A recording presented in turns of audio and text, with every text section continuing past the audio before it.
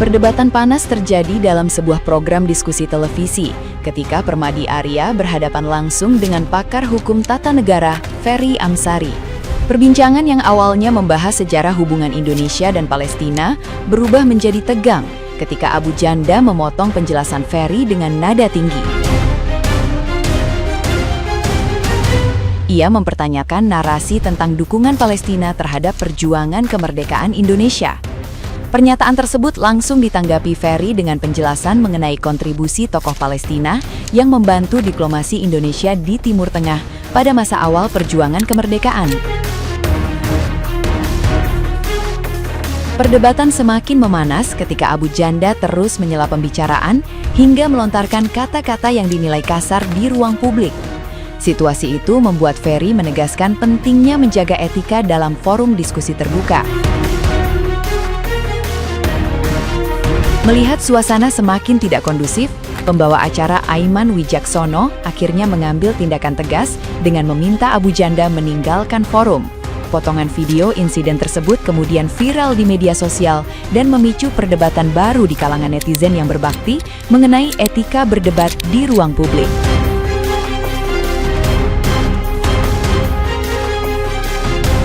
Nah, gimana nih menurut netizen yang terhormat? Silahkan berkomentar ya.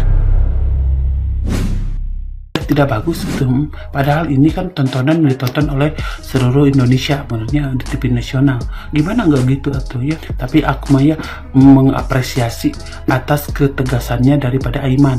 Coba ya kan, beliau itu seorang mediator yang mampu berbuat tegas. Mau gimana pun juga yang namanya Abu Janda itu punya hak yang sama untuk menyampaikan pendapat. Ya walaupun dia mempertontonkan sisi narsistik dia ketika dia berdebat sama orang lain, setidaknya itu bisa menjadi penilaian secara kolektif lah bagi kita yang menyimak dia. Termasuk si Monik itu juga, Abu Janda, si Monik dan yang lain sebagainya, itu punya hak yang sama untuk tampil di depan publik, ya. Dan dia harus tetap diundang di televisi agar ada yang jadi badut gitu. Kan sepi kan kalau nggak ada yang jadi badut. Abu Jamban ngamuk-ngamuk gara-gara kalah debat sama Bang Ferry Amsari. Ngapa rupanya itu ngamuk-ngamuk, ah? Kalau kalah debat ya udah diam, minta maaf, akuin kekalahan, jangan ngamuk-ngamuk ngata-ngatain orang. Di sini cuma lu doang yang belain istri Will, yang lain mah orang ada yang belain dia. Emang susah kalau ngomong sama orang yang isi otaknya tai, begitu tuh. Kalau udah kalah, kagak mau ngalah. Pantesan naik marah-marah. Pas gue lihat tadi, ternyata bajer-bajernya istri Will belum ada yang dibayar. Belum gajian, gak bisa ikut lebaran. Medan banget loh. Makanya dah, makhluk-makhluk macam beginian, makhluk sejenis beginian, jangan lagi diundang di media nasional. Mau acara debat ke, mau acara diskusi ke, mau di acara kuis ke, bahkan kolom pencapir sekalipun, kagak perlu diundang makhluk sejenis beginian. Buang-buang waktu, buang-buang energi. Lagian nih, ngundang jenis makhluk beginian gunanya apa? Gunanya apa? Kagak ada sama sekali gunanya. Masih mendingan sempak, masih ada gunanya buat nutupin bulu jembut. Abu Janda jadi peliharaan negara, masa fakir miskin enggak? Kocak banget tuh orang. Ternyata bener ya, salah satu ciri SDM rendah itu nggak bisa ngontrol emosi yang kalau salah lebih cepet mulutnya dibanding otaknya. Cara ngilangin malunya ya ngomel, dikasih 5 kata. Makin tinggi nada bicaranya tuh makin kelihatan jelas kosong isi kepalanya.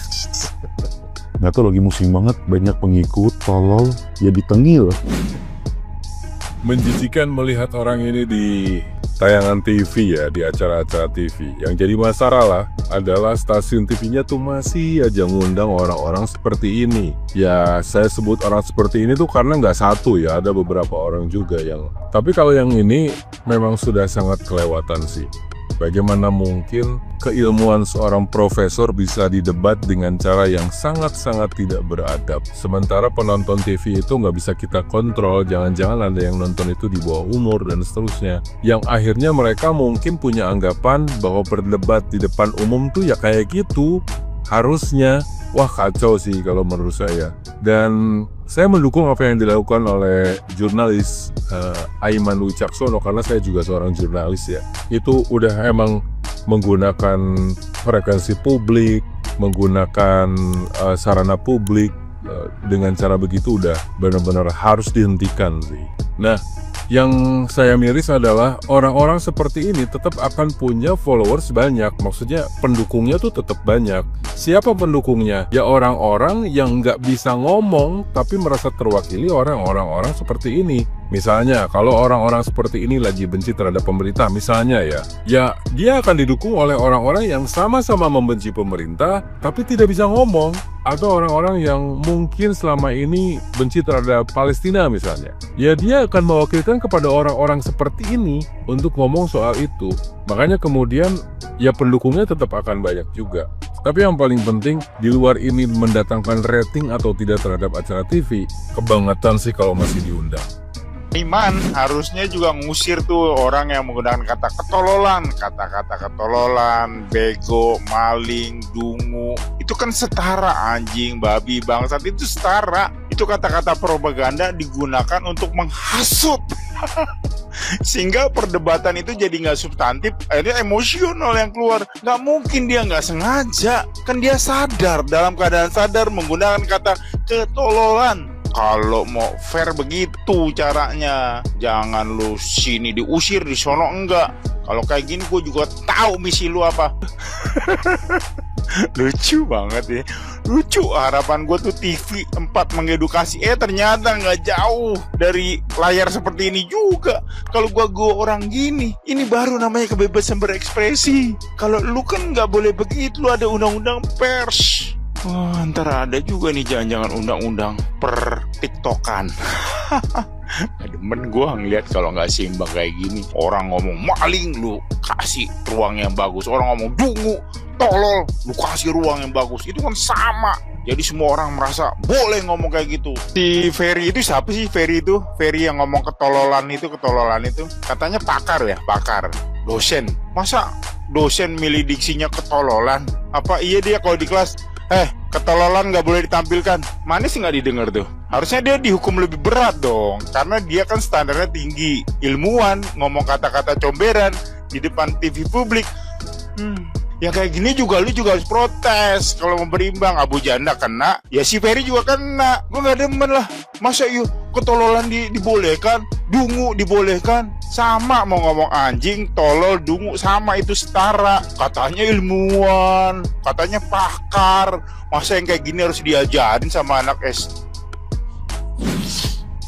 Pernahkah kamu bertanya, mengapa sosok yang kontroversial, yang sering kalau semisal kita nggak marah ke dia itu kayaknya susah banget ya, kayak si Abu Janda ini? Soalnya, ketika yang lain berbicara disertai dengan referensi buku-buku yang dibaca, Abu Janda ini ketika ditanya atas dasar apa membela tindakan Israel dan AS ketika bahas Palestina, nggak bisa ngasih referensi, dan bahkan berbicara kasar saat live di TV nasional. Sampai Aiman, sang pembawa acara, membentak dan mengusirnya dengan keras keluar acara. Nah, kenapa narasi ini terus diberi panggung? Terlebih oleh MNC TV. Ini bukan kebetulan loh, ini anatomi dari sebuah perang informasi. Senjata utama si Abu Janda ini adalah narasi half-truth atau kebenaran separuh. Dalam ilmu propaganda, ini jauh-jauh lebih berbahaya daripada kebohongan penuh. Gimana enggak? Teknik ini menggunakan secuil fakta sejarah yang benar, namun dengan sengaja membuang konteks penting untuk menciptakan kesimpulan yang menipu. Soalnya, kita sendiri kalau nggak cross-check lagi omongan dia, bisa mudah ketipu juga loh. Contoh aja, Palestina milik Ottoman yang diserahkan ke Inggris. Itu klaim yang sering dilontarkan, katanya nggak ada negara Palestina. Tanah itu milik kekaisaran Ottoman, lalu kalah perang dan wilayahnya diserahkan ke Inggris. Jadinya Israel lahir dari tanah Inggris, bukan merampas negara Palestina. Nah, menurutmu gimana? Coba kita pisahkan mana yang kebenaran separuh dan mana yang full dengan kebenaran. Faktanya, ya benar bahwa wilayah tersebut berada di bawah administrasi Kesultanan Ottoman sampai 1917, dan Inggris mengambil alih mandat pasca Perang Dunia Pertama. Manipulasinya tuh di sini, menyimpulkan bahwa pergantian administrasi setara dengan tanah kosong tak bertuan yang bebas dibagikan kepada imigran Zionis Israel. Artinya, kekuasaan politik gak menghapus hak kepemilikan pribadi. Berdasar hukum Ottoman 1858, mayoritas lahan produktif dimiliki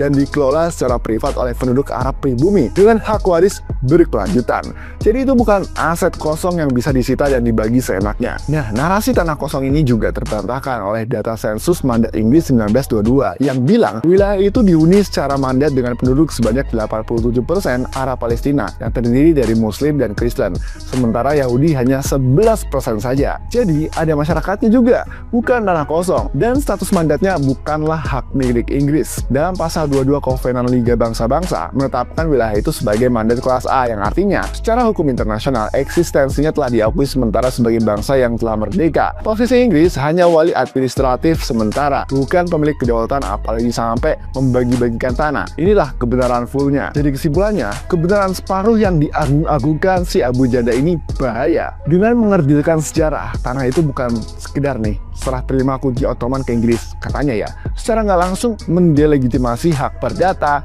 sejarah, dan darah penduduk asli Palestina yang telah hidup dan mengolah tanah itu selama berabad-abad. Jadi kenapa MNC TV kasih mic ke Abu Janda? Apa benar karena pemiliknya adalah Haritanu yang punya hubungan spesial dengan Donald Trump, yang notabene selalu dukung Israel? Intinya, lawan propaganda dengan literasi. Karena kebohongan yang diulang 1000 kali di TV akan menjadi kebenaran bagi mereka yang tidak membaca. Bagikan konten ini dan jangan telan mentah-mentah narasi Abu Janda.